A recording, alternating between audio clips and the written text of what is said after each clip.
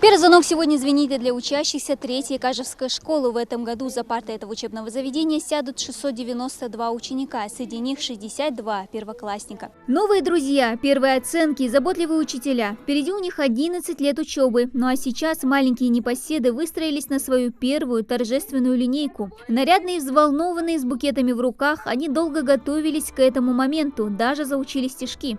Каждый год звонок веселый собирала вместе на даст то осень, даст то школа, даст то наш любимый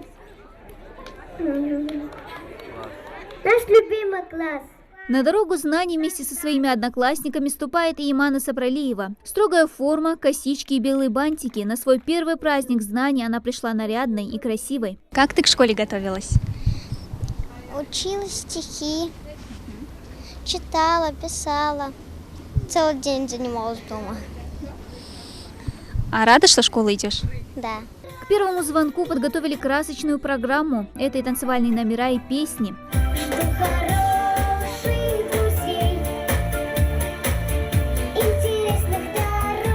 А в рамках всероссийской акции «Самолетики», стартовавшей в День знаний по всей стране, 11-классники вручили первоклашкам бумажные самолеты. В них они написали напутствие юным товарищам. Их же дети сохранят и торжественно вручат уже выпускникам 25 мая на их последнем звонке. Всем классам мы хотели бы пожелать первоклассникам, как уже люди с большим опытом, так сказать, чтобы они получали максимум удовольствия, потому что дальше взрослая жизнь их ждет, поэтому детство быстро проходит, пусть они радуются, дружат, никогда не предают свою дружбу, а слушают учителей, учатся, потому что без знаний в наше время никуда. Добрые напутствия первоклассникам и будущим выпускникам звучат из уст педагогического состава школы. Желают одного – удачных свершений и интересной учебы. Наши дети самые красивые, самые умные, самые здоровые. Хочется всех их подойти и обнять.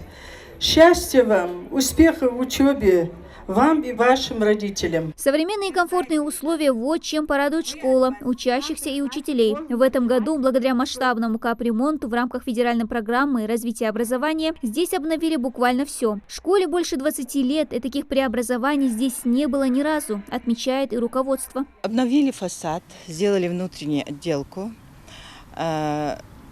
заменили коммуникации инженерной сети, заменили все, абсолютно все. Нам завезли новую мебель, технику новую. В классах, в кабинетах установили интерактивные панели. Я думаю, что нас ждут грандиозные проекты в будущем.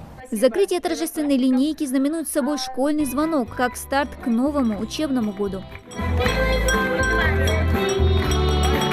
После торжественной части праздника для ребят традиционно проходят уроки мужества, а вот полноценные занятия у школьников начнутся с понедельника. Дана Плиева, Сулейман Костоев, Новости 24.